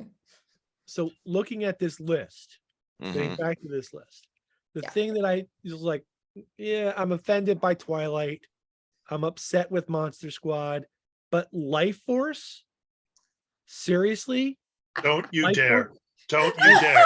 That has Patrick Stewart's first on-screen kiss. How can you not want to include that? I mean, I don't Life know. Force is okay. So the original book by Colin Wilson is called Space Vampire. I was gonna say space vampires. Space vampires. But seriously, naked space vampires. naked space Now vampires. we know why John likes I, them. I am not admitting or denying anything. I am saying that And who was that? film Was is that a Melinda triumph May? of the human imagination. Matilda May? Was it Matilda, May? Matilda May, right? Yeah. Like pretty much full frontal nudity for like half the film. Half the movie. And like It is one of the greatest movies ever made. it is actually not. But you know, it was the best twisted attempt to do a Lovecraftian film adaptation since Roger Corman. And they had about the same set, and I think they followed the same rule, like every 3 pages tits. But you know, I just don't see how you don't include Only Lovers Left Alive on there. That is a great one. I agree. That is a You know, I took forever to see that because I just for It some is a good reason film. didn't think I was going to like it that much. And then like it's such a great meditation on immortality and just how tiring being a vampire was. Like I was so exhausted right alongside them. Like this is so exhausting. I'm so sorry for you guys. And that was it's such a different type of approach to being a vampire. And I really liked it. I was very surprised. And then I'm like, I don't know why I didn't think I would like it. I'm not sure, but like I was really very happy when I saw it because I agree it should be on this list. Yeah. Also, Gwendolyn- Neil Jordan's Byzantium. That's I haven't seen that. oh my God, is that good? That's such a good, and so you know I like the interview, the original interview, the vampire adaptation. People's mileage may vary, that's fine, but this is so much its own thing, and it's a mother and daughter ish vampires traveling through Victorian, I can't remember, if it's England or Ireland, I think it's Ireland, and it's just amazing. It's just there's some astonishing scenes in it. It's one of those films I really feel I can't recommend highly enough. I've never seen it, so I'll have to check it out. Yeah, no, We it's had you'll it on like it. movie night. It was really good. Yeah. Just the striking scenes of how you become a vampire. Yeah. It's really unique. I just really There's a whole like like gender politics thing in there because the vampires were all supposed to be men, and here you have these 2 women who are vampires, and so they have to watch out not only for humanity, but they have to watch out for the male vampires as well. Have you seen it, Gwen? No, I haven't. I know of it, but I haven't seen it. Gwen, People, this is your homework for tonight. That's Okay, right. It's Labor Day weekend. You got an extra day. Squeeze That's in right. Byzantium. And Gwen, I don't know if you've watched Supernatural, this series, or even care about it, but as Rick would tell you if he was here, where is Rick? Season 4, there's a episode called Monster Movie, and they do it just in black and white. It's really different from the rest of the series. And they go to this town and that's doing Oktoberfest. And I won't tell you anymore, but if you like Universal horror, it's a wonderful homage to it. So have any of you guys seen that episode? no. I don't remember. Yeah, you really I mean, should. Season 4 came out like 15 years ago, so I don't really remember it. Yeah, you weren't But I old, you must weren't have old seen enough it. to, yeah. Yeah. So Gwendolyn, you talk about about immortality and the boredom of immortality and surviving. Have you seen the sitcoms Ghosts? No, I don't know that. So there's a British version and then there's an American knockoff, Okay. but it's about a woman who inherits a haunted house, and she dies and then is brought back to life because of medical technology, and she can now see all the ghosts that live in her house, Ah. and they are bored to death. Yeah, I bet. They have book club, they have like story days, Oh. because and they can only remember the books that they can't read any new ones because nobody can turn the pages. Oh, that's terrible. But so they negotiate TV rights. yeah. So she leaves the TV on for them to watch. It's really amusing. Does she rent Okay. movies for him? Yeah. Does she Um, rent movies for him? I would hope. So. No, the one little for the American version, there one of the guys is a former revolutionary general who died on site, and he's upset that only has a footnote in history while his nemesis was Hamilton, and there is the entire musical about Hamilton. But anyway, it's kind of very amusing to watch these guys who are stuck for 50, 100, 200, 5,000 years. Yeah, they have in the British version, there's a Pict, and in the American version, there's a Native American and a Viking. It's really amusing, and it touches on some of the issues you're going on. Yeah, 'cause I definitely do find that fascinating. All right, I'll have to look that up. That sounds really fun. Yeah, so does, it's not a vampire movie, although in the film, somebody accused him of being a sort of a vampire. The Man from Earth is one of my favorite movies. Okay. It's basically a bunch of people talking in a room, and yet it's fascinating. So, all right. Yeah. Well, Gwen, thank you for being here. It's Reluctant Immortals. It's out in print, Kindle, and it's on Audible. Yeah, you got a prize, and I think Ben wants to talk about Rings of Power, but Gwen, you don't have to stick around for that if you don't want to. I haven't seen it. Yeah. Okay. So yeah, you better not. So Well, thank you for having me. yeah, thanks for being here. Talk to you soon. I'll send you the links when they're up to this. Okay, sounds Okay. good. Thanks. Bye. Have a good weekend. All right.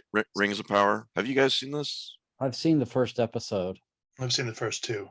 I've seen the Yeah, first two. I've seen the first two, and I obviously I don't want to go into spoilers for. I don't know that there's that much to spoil because it's like most modern TV series. There's a lot of setup.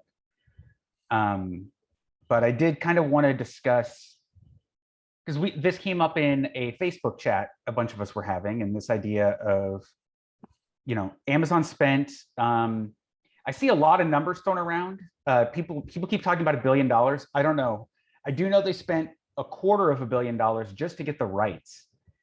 And it's only to the appendices in Lord of the Rings. So a lot of people misunderstand and think they're adapting the Silmarillion. They're not.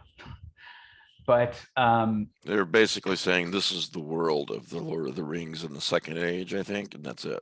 Yeah, they're being real cagey about how they phrase things. I did not know that Elrond and Galadriel were such good friends. Yeah. Well, I mean, think about if you live a zillion years, eventually you get to know everybody. I saw one where like True. they're talking like, what is it? Who did Aragorn end up marrying Arwen? She says, oh yeah, I've only had like a boyfriend every 2 centuries or so, which will amounts to like, oh, no more than like 6,000 boyfriends. It's like, well, that's actually addressed. Elrond's dwarf friend is mad at him because he hasn't come to see him for 20 years. Yeah. So now Mike's spoiling the second episode for you, Matt. I'm sorry. That's that was actually in the that was spoiled way long time ago. That scene was actually, I would argue, the best scene of the first 2 episodes. That whole interaction between Durin and Elrond. But my big issue is, okay, like they do lean on Galadriel being so much older than everyone else because she remembers the 2 trees in Valinor. Elrond would be several thousand years younger, I think. Many thousand. This is actually getting to one of the, I don't really care about, there are of course always going to be people who complain about ethnicity or whatever, and changing what this imaginary thing can be imaginary like, or I don't care about any of that.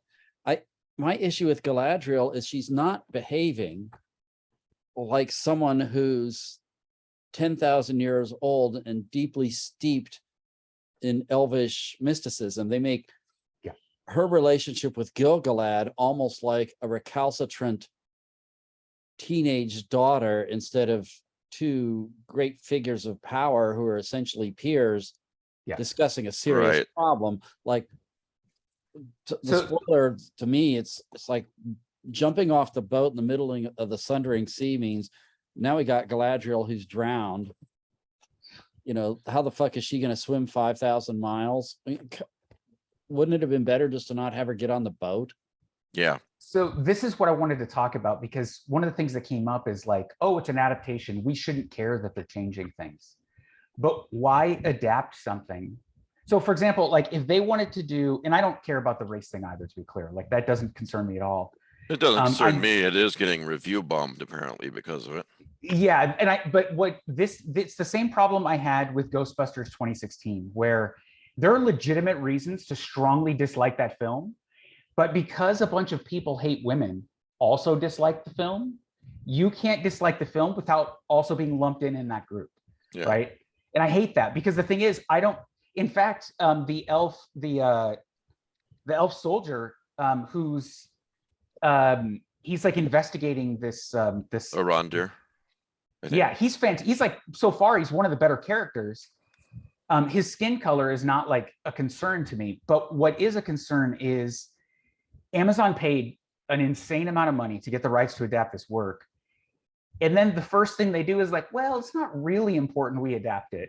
They're just paying for the name and the built-in fan base.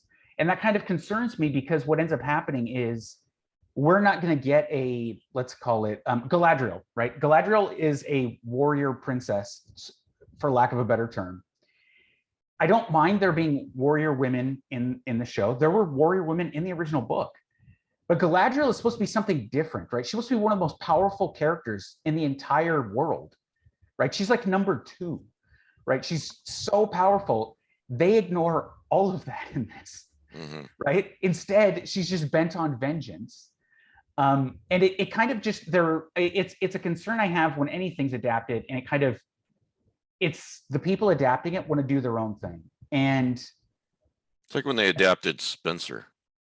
I mean, the Mark Wahlberg one. Yeah, my God. Yeah, I mean, it's like that's not Spencer at all. The only thing you did was pay for the name. That was it. Yeah, and so that's what so the Rings of Power is a little bit better than that. I mean, I think it's an enjoyable watch, but I can't disagree with your points. Yeah, and so like they've made her basically into what their idea of what a fangirl might want to see is what I thought. Instead of like making her a lot more elevated than, which is the way I think she should be. Right. And so it kind of limits, I don't know, it kind of limits the character really, because she can't be that ultra powerful character she's supposed to be. She can't be like this, appear to the High King, so to speak, because now she's like this wayward soldier who's disobeying orders. The way they even set up things for Gil-galad is real questionable. There's just a lot of little pieces, and it's like, when you start making those changes, there were deliberate decisions that were made. And so when you start changing some of them, this isn't like a Marvel comic book where you had, they had 22 pages to tell a story. There's a lot of room in there. And then they get mad at the fans for disliking it. And yeah, again, the racism stuff aside, this is no support of any of that stuff, right? I think people lean a little bit too heavily on he had a line in one letter where he said the Book of Lost Tales, which is what became the Silmarillion, was originally intended to be a mythology for England, right? Obviously, that doesn't have any bearing on the Lord of the Rings or any of this stuff. Like, I think people take that line out of context and just sort of run with it to excuse some of their beliefs. And I'm not in support of any of that. But so what you're saying is that some of the review bombing may not be because of the racism. Well, maybe because they just are agreeing with your points. Some people are so attached to the Lord of the Rings that if you change even a little bit of it, I mean, there are people who've read this book hundreds of times. I knew people in high school before the movies even came out that they read this book every year. I mean, Christopher Lee read it every year his whole life. That's what I read. I mean, this isn't just like a random, let's say they had purchased the rights to Drizzt Do'Urden and R.A. Salvatore's Dungeons and Dragons novel stuff, right? That would have dedicated fans, but not like this level of dedication. It's not a book that people are like, oh my gosh, the Dark Elf trilogy is you know, this great work of literature. People don't do that with that work. They could have paid for the rights to Pathfinder, and then you would have had built in a lot of the more sociological aspects that it looks like the actors would have preferred to explore, based on all the interviews they gave. Instead, they're doing it to Lord of the Rings, and I just feel that's, I don't know. It just feels like they're missing, like the people creating the show, they didn't really care about Lord of the Rings. They just wanted something that had a built-in fan base that they could take advantage of. It does look beautiful. I mean, it's gorgeous. In most scenes, there's one scene in like the opening part where Galadriel jumps off a sword that, you know, a little bit questionable, but most of it looks fantastic. Really? I like that scene. I thought They've locked reviews, I heard, for 72 hours. Yeah, so they locked reviews, and Yeah. what Amazon did is on IMDb, they deleted all the IMDb reviews below a 5-star or a 5 out of 10. What? They can do that? Yeah, well, Amazon owns IMDb. Why not? Yeah, So- it came up on our TV, and Danielle's like, Lord of the Rings is 1 star. I'm like, or Rings of Power is 1 star. I'm like, what? Really? Boy, people are pissed. This was after I watched it, and I thought, okay, yeah, this isn't the Jackson trilogy or anything, but it's watchable, you know. I mean, but so far, people I like do. the You're Hobbit right. movies They want more than watchable, you know. Yeah, and so I understand that some people are going to love it, just because some people just, it's got elves, it looks great, there's fights, good enough. I'm all sold, and that's all I want from my fantasy. And you know what? I'm not telling you you can't enjoy it just for that. But Lord of the Rings was a little bit more. There's been a couple of articles I've seen that did a good job of explaining this. Michael D.C. Drought, who was he's a philology professor, which is also what Tolkien was, but he's a Tolkien scholar. I actually took a Anglo-Saxon course from him once. He made this great point about how a lot of the Lord of the Rings is about freedom and kind of like, you know, that power by any other cost is not worth it, right? So it's sort of counter to, say, a Game of Thrones type thing. And he points out that this even becomes an issue for Frodo, and he breaks this rule, and then like forever he's basically changed. And then he makes the point, it's like Amazon, who's bent on dominating, are they really going to get that kind of subtlety in a story? And if you watch the show, my major criticism is it feels like it's Tolkien by committee, right? It's like a group of people sit around, Yeah, what sounds that's like true. Tolkien. If you look at a lot of the lines that the elves speak without contractions, and they go on these long-winded explanations, and it just doesn't. And it I sounds love off. the Roman soldier uniforms that Arondir and the elves around them Yeah. have. I'm like, man, these are Roman soldiers guarding Israel. Yeah, so again, there's little pieces.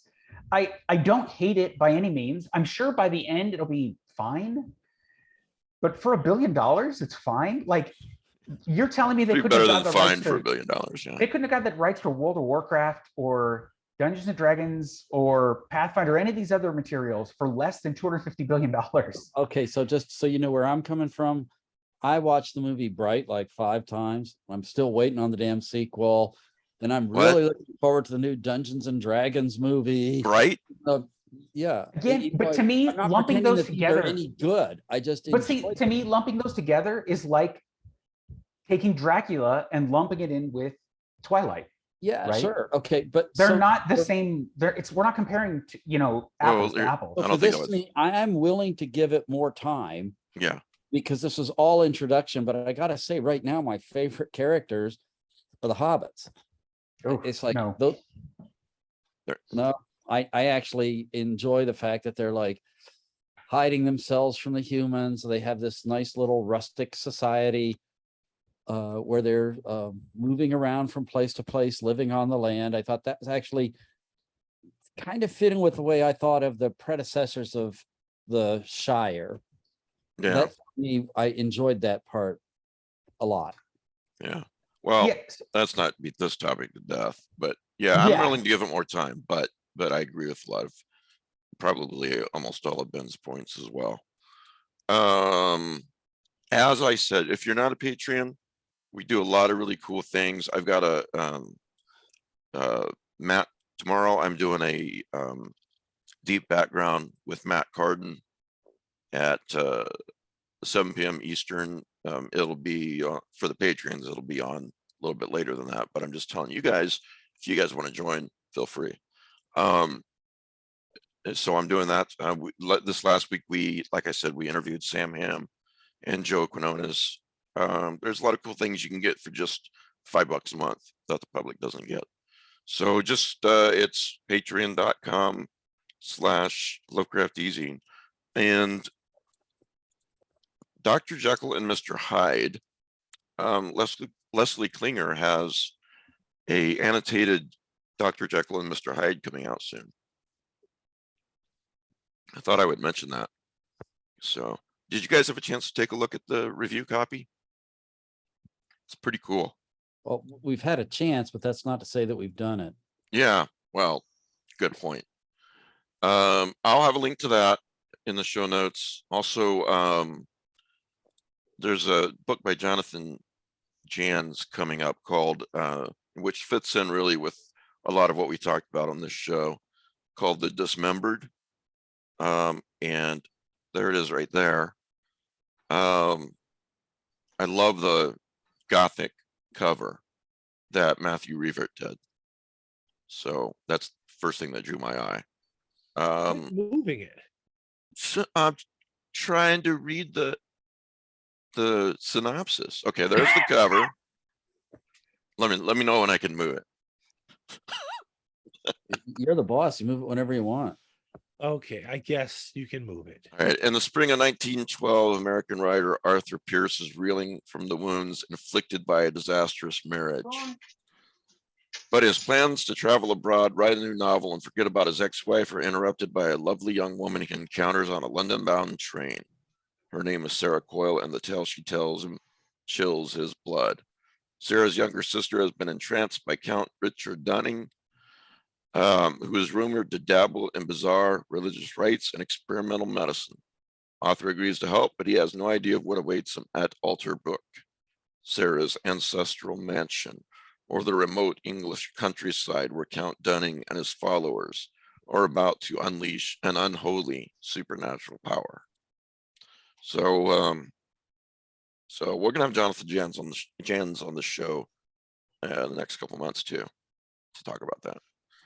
So anyone want to talk about anything else before we are One finished? last thing. There is a prize. Remember, if you like Phil Fracassi, here's this collection from Lethe Press.